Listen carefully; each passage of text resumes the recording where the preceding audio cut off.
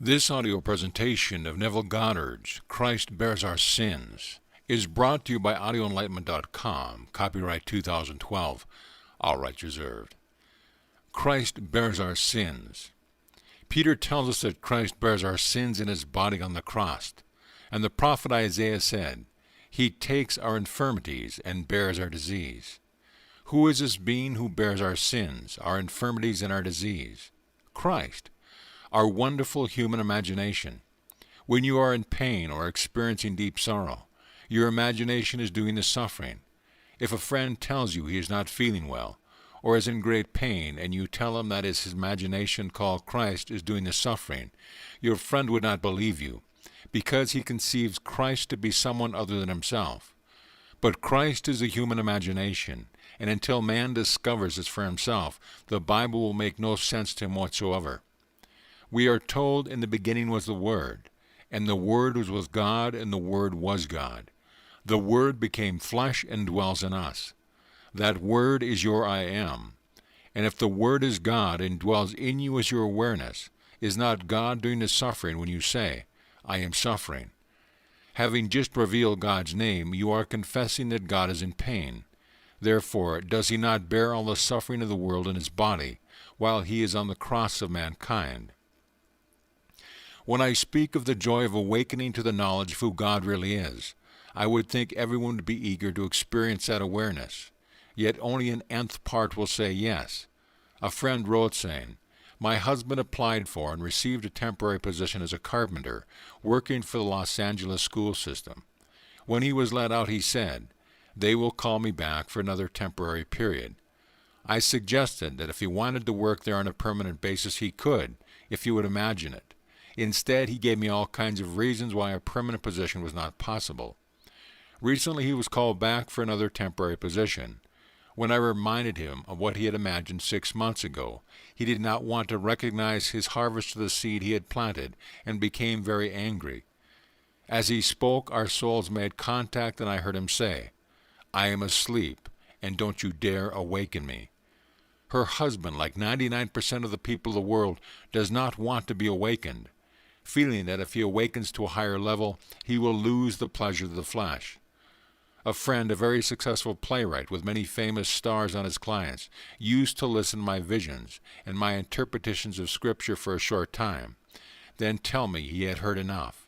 He didn't want to go beyond the point of curiosity, to become interested and desire the spiritual world, because he was afraid he would lose his physical contact with life, and he was only interested in sex. He had money and everything money could buy, and he loved playing the field in the theatrical world.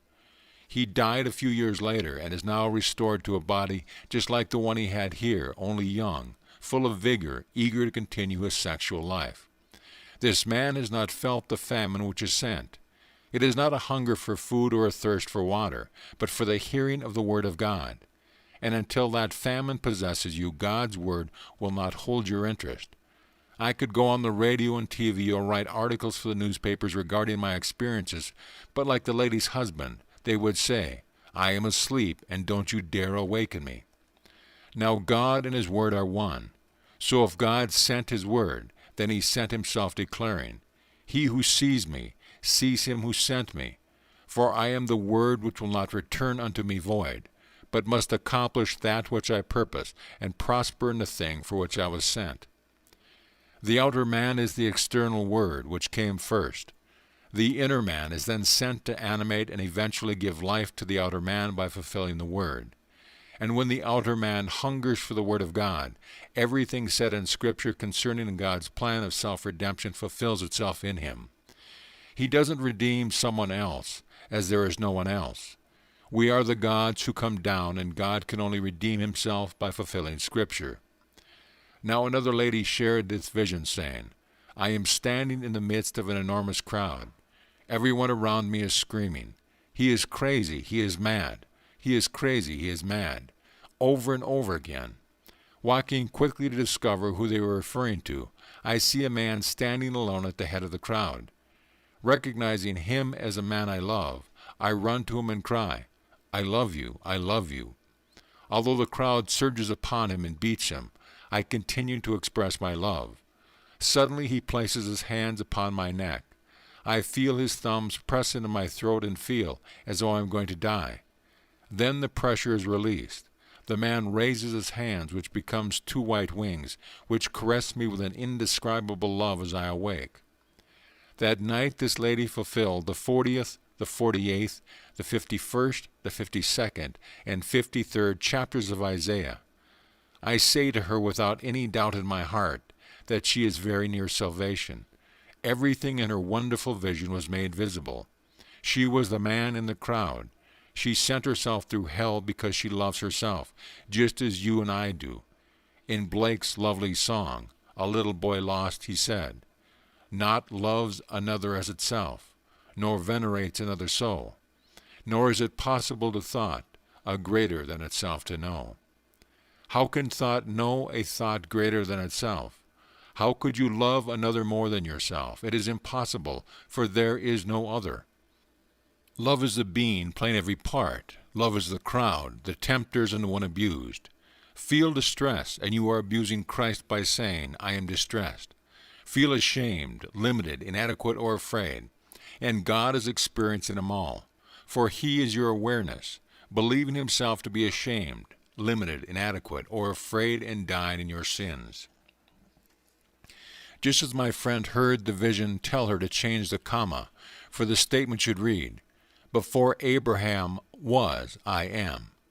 Here again we find that unless you believe that your I am is the one you have worshipped on the outside, you die in your sins, for your I am was before Abraham. It is Christ who bears all of your afflictions, your sorrows and disease. There is no record of a man who took upon himself a terminal disease, while the one he took it from was set free. The implication is there, forbearing our afflictions and weakness. God has the power to set man free, but Christ is not someone external to yourself. The universal Christ is the diffusion of an individuality. You say I am. I say I am. We are the same I am, who is Christ, who is God, who is Jehovah, for there is nothing but I am. Christ, who is your very self, bears all of your afflictions, your weakness and sins. But this is difficult for man to understand. Several years ago, I gave a series of 19 lectures in San Francisco, attended by a lady and her lawyer's son. At the end of the series, the lady questioned her son, saying, "Do you believe Neville?" And answering with his rational mind, he said, "He sounds sincere. He may be sincerely wrong, but I am sure he is sincere." At the time, the son was living with his mother. Every night before retiring, they would remind each other to put the law of identical harvest into practice. When I returned to San Francisco the next year, I learned that this man had formed an organization which was in the process of building the largest and most modern co-op in the Bay Area, called the Comstock. This project was followed by building up the peninsula, and now this gentleman is worth millions. Both mother and son used the law to achieve their every goal. Yet she admitted she did not understand what I meant when I said Christ suffers for her. Although she could tell me, "I have a toothache," she couldn't grasp the fact that she and her imagination, and therefore the cause of the toothache, as well as the wonderful co-op. If you are suffering, Christ is suffering, for His name is I am, and there is no other Christ. God actually became flesh and dwells in you. Once you realize this, you will never turn to another. This gentleman has made a fortune, yet he does not understand how it all came about, because the hunger is not upon him. Although it would not be necessary, he is not willing to give up his enormous earthly holding to have the experience which would result in regeneration. You do not kill desire. You do not have yourself castrated. You are simply beyond the organization of sex, and your desire for earthly things ceases to be. 99% of the people here desire worldly pleasures, while I speak of a pleasure that transcends this world, where one lives in a world of reality and creativity. But until that famine comes, you will continue to desire things that die in this world. Now, another lady shared this experience, saying, "In my vision, I knew you had died, yet you had returned to lecture and teach as usual. You were wearing my earthly father's face, yet I know the bone structure to be yours. Everyone called you the Father, but not knowing my earthly father, you could not see his face, only yours. As I awoke, I knew that the face I touched on the surface would be that of my earthly father, but its structure would be that of the Father. There is only one Father. It is He who wears every mask. In this wonderful experience, she saw her earthly father wearing the frame of the Father, because the Father is a protean being and assumes every face. She saw the foundation, the bone structure of the man who told her salvation story, wearing the face of her earthly father. We are told that when God took upon himself the sins of the world, he was a man of sorrow, despised and rejected by men. There is no description of the man in whom God awoke, because he is never a sculptured, beautiful man on the outside, but a perfectly normal person. This lady said that she is very fond of the book of John, as it seems to be more loving than any other book in the Bible.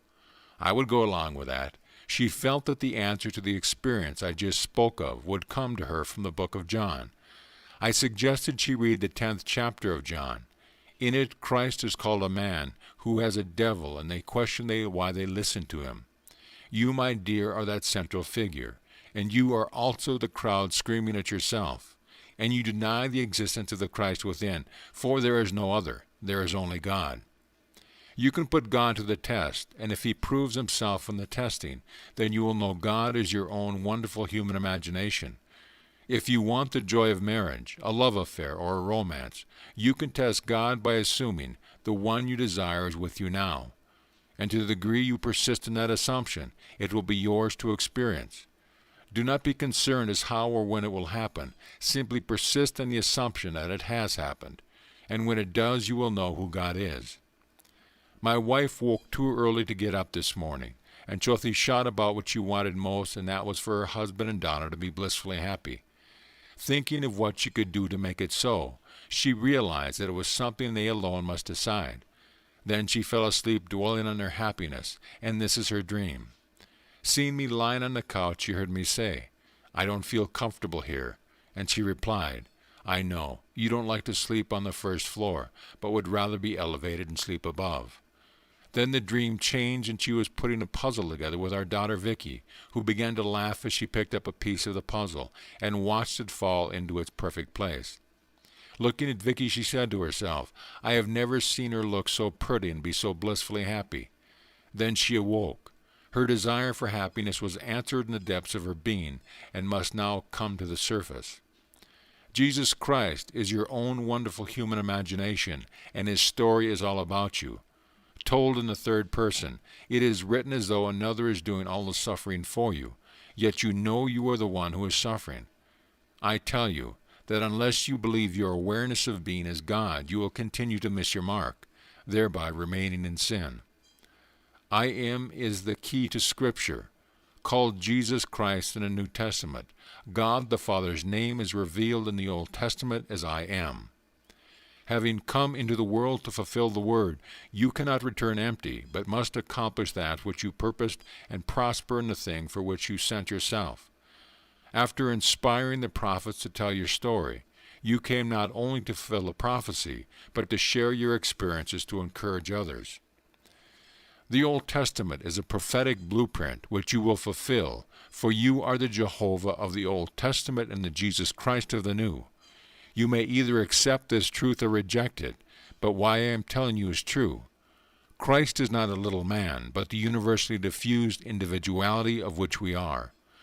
So when one awakes and the second one follows, the third will awaken, and eventually all of the universally diffused individuals will awaken into that one glorious body called the kingdom of heaven. Having come into and overcoming the world of death, we will be victorious over our challenge. The men of science tell us that the universe is melting and will one day come to its end.